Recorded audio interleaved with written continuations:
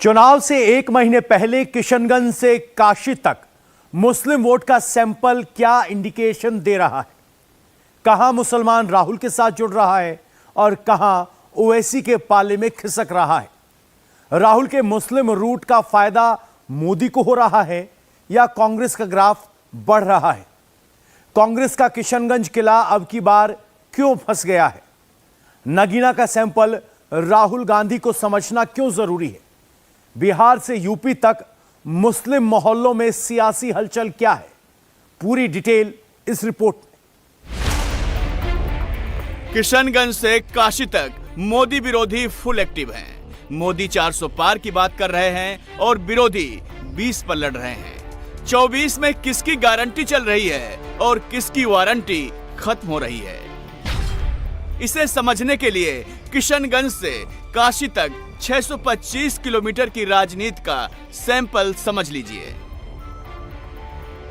बिहार के किशनगंज में हैदराबाद के भड़काऊ भाईजान डेरा डाले हुए हैं।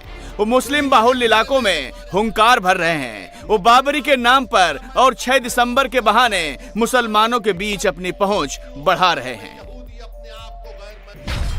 उनके टारगेट पर मोदी, नीतीश, लालू और राहुल सभी हैं। लेकिन ओवैसी सबसे तगड़ा हमला किशनगंज से कांग्रेस के सांसद मोहम्मद जावेद पर बोल रहे हैं। ओवैसी यहां 24 में अख्तरुल इमान को उतारने का ऐलान कर चुके हैं।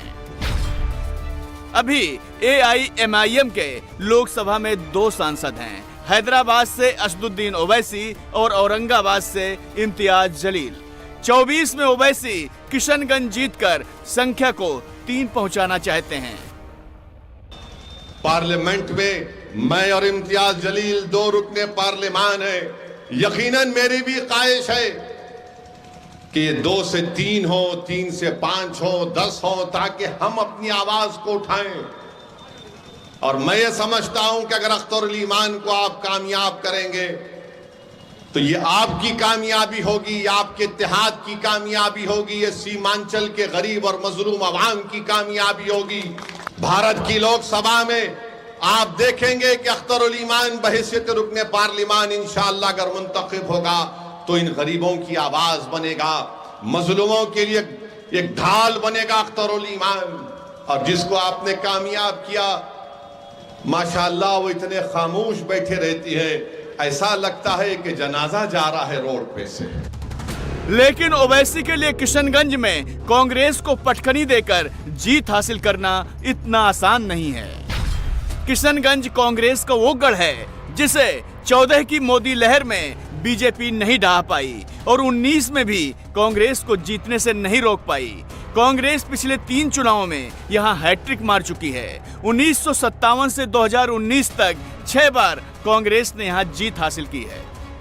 किशनगंज कांग्रेस की प्रयोगशाला है। राहुल गांधी की न्याय यात्रा जब बिहार पहुंची तो पहला पड़ाव किशनगंज ही था। क्यों? किशनगंज लोकसभा में मुस्लिम मतदाता करीब 75% हैं, जो देश में कश्मीर के बाद दूसरा सर्वाधिक मुस्लिम आबादी वाला इलाका है। किशनगंज के मुसलमान 24 में ओवैसी की सुनेंगे या राहुल गांधी की मोहब्बत की दुकान से सौदा लेंगे, या दोनों की लड़ाई में नरेंद्र मोदी की केमिस्ट्री क्लिक कर जाएगी और JDU सीट निकाल लेगी। किशनगंज लोकसभा सीट में 6 विधानसभा सीटें हैं। बहादुरगंज, कोचाधामन, किशनगंज, ठाकुरगंज, अमौर और बायसी। पहली 4 सीटें किशनगंज जिले में हैं, जबकि अमौर और बायसी पूर्णिया जिले में हैं। 2022 के बिहार विधानसभा चुनाव में ओवैसी की पार्टी ने सीमांचल में 5 विधानसभा सीटें जीती थी। इनमें 4 किशनगंज लोकसभा में हैं। 2022 में किशनगंज लोकसभा की बहादुरगंज, कोचाधामन, अमौर और बायसी सीट AIMIM ने जीती थी, जबकि किशनगंज कांग्रेस ने और ठाकुरगंज RJD ने जीती थी। बाद में अमौर के विधायक अख्तरुल इमान को छोड़कर AIMIM के सभी विधायक RJD के पाले में चले गए। ओवैसी उसी का बदला लेने के लिए किशनगंज में डेरा डाल चुके हैं। ओवैसी लालू के MY का एक हिस्सा M यानी मुसलमान झटक कर सिर्फ बदला नहीं लेना चाहते, बल्कि उनकी राजनीति को ही खत्म करना चाहते हैं। लालू यादव ने कहा कि अभी भी हमारे दरवाजे नीतीशवा के लिए खुले हुए हैं। लालू ने कहा कि नीतीश के लिए हमारे दरवाजे खुले। लालू जी पूरा घर ही दे दीजिए, नीतीश को बचा क्या है अब? हमारे घर के, आपका घर कहां रहा लालू जी? आप तो पूरा घर दे दिए। उस घर में अब नीतीश और मोदी बैठकर चाय पी रहे हैं। नहीं, नीतीश के लिए हमारे दरवाजे खुले हैं। अख्तरुल ईमान के लिए घर के दरवाजे बंद हैं, क्योंकि अख्तरुल ईमान सच्चाई को बयान करता है। आप बताइए किस तरह आपके वोट का गलत इस्तेमाल किया गया। अगर मजलिस इत्तेहादुल मुस्लिमीन के बिहार के विधानसभा में 5 की जगह अगर 12 विधायक जीत कर जाते तो मोदी हुकूमत नहीं करता बिहार में। अब के बार वो गलती मत करिए, 10 से 12 विधायक हमारे कामयाब करिए। अब सवाल उठता है कि ओवैसी क्या किशनगंज में कांग्रेस का किला ढा सकते हैं? 2019 में ओवैसी ने पहली बार किशनगंज लोकसभा पर अपना उम्मीदवार उतारा। तब AIMIM के अख्तरुल ईमान को 2,95,000 वोट मिले। जेडीयू के सैयद महमूद अशरफ को 3,32,000। बीजेपी और जेडीयू 7 चुनाव लड़े थे। कांग्रेस के मोहम्मद जावेद आजाद ने 3,67,000 वोट लेकर जीत हासिल की थी। ओवैसी ने किसका वोट काटा था? 2014 में कांग्रेस को किशनगंज में 53.15% वोट मिले थे। 2019 में कांग्रेस सिर्फ 33.32% हासिल कर पाई। 5 साल में कांग्रेस का 19.83% वोट कम हो गया। मुसलमान कांग्रेस से कटकर ओवैसी के पाले में चला गया। अब की बार क्यों कहा जा रहा है किशनगंज में AIMIM और कांग्रेस की लड़ाई में बीजेपी जेडीयू गठबंधन जीत सकता है? 2014 में कांग्रेस ने मुस्लिम कैंडिडेट उतारा, जिसे 4,93,000 वोट मिले। जेडीयू ने अख्तरुल ईमान को उतारा, जो अब AIMIM के कैंडिडेट हैं, उन्हें 55,000 वोट मिले। आम आदमी पार्टी ने मुस्लिम कैंडिडेट उतारा, जिसे 15,000 वोट मिले। बीजेपी ने हिंदू कैंडिडेट उतारा, जिसे 2,98,000 वोट मिले।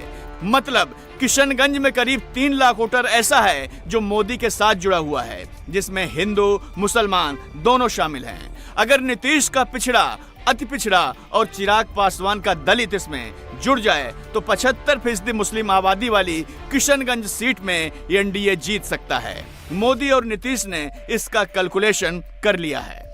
इस बार जीतेंगे बढ़िया। पिछली बार से भी ज्यादा संख्या मिलेगी। क्या लालू ने इसी डर से नीतीश के लिए दरवाजा खोला हुआ है? तो बड़ा नीतीश से प्रेम से मिले आप? हाँ सर, कल मुलाकात। अब वो उतर रहे थे, हम चढ़ रहे थे।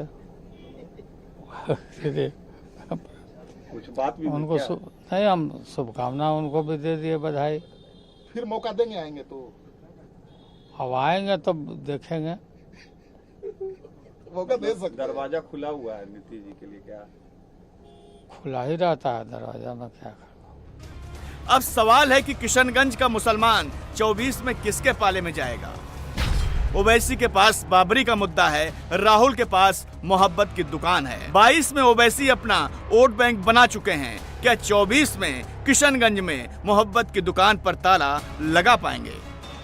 पार्लियामेंट में मैं और इम्तियाज जलील 2 रुकने पार्लियामान है। यकीनन मेरी भी ख्वाहिश है कि ये 2 से 3 हो, 3 से 5 हो, 10 हो, ताकि हम अपनी आवाज को उठाएं।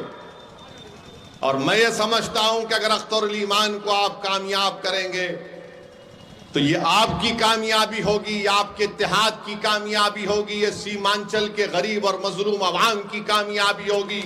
भारत की लोकसभा में आप देखेंगे कि अख्तरुल ईमान बहैसियत रुकने पार्लियामान इंशाअल्लाह अगर मुंतखब होगा तो इन गरीबों की आवाज बनेगा, मजलूमों के लिए एक ढाल बनेगा अख्तरुल ईमान।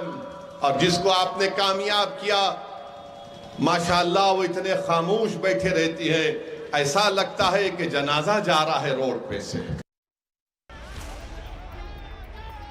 राहुल बंगाल बिहार के मुस्लिम इलाकों को नापते हुए काशी पहुंच चुके हैं, जहां उन्होंने काशी विश्वनाथ मंदिर में पूजा की। ये संयोग था कि प्रयोग काशी में राहुल का रूट उन्हीं गलियों से गुजरा जहां मुस्लिम आबादी ज्यादा है।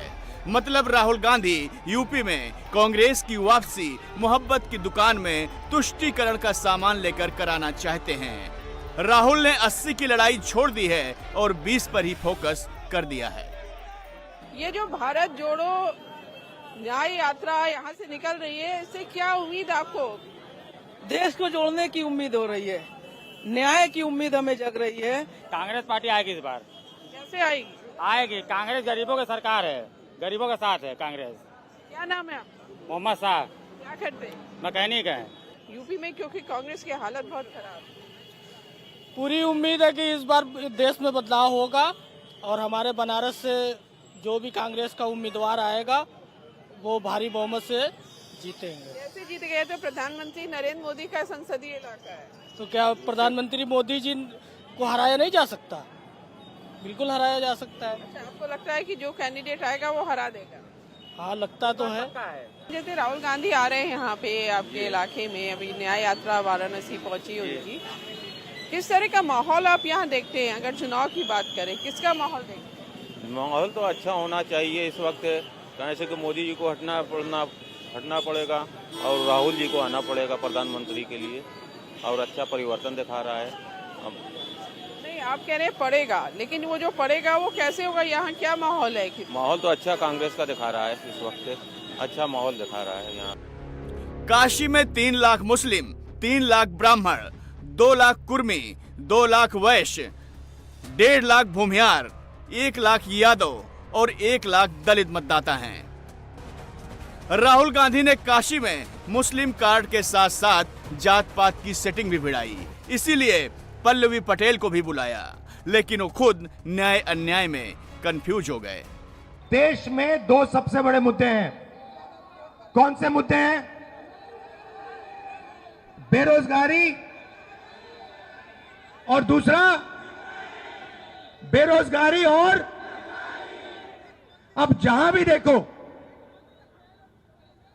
आपको 2 हिंदुस्तान दिखेंगे, एक अरबपति वाला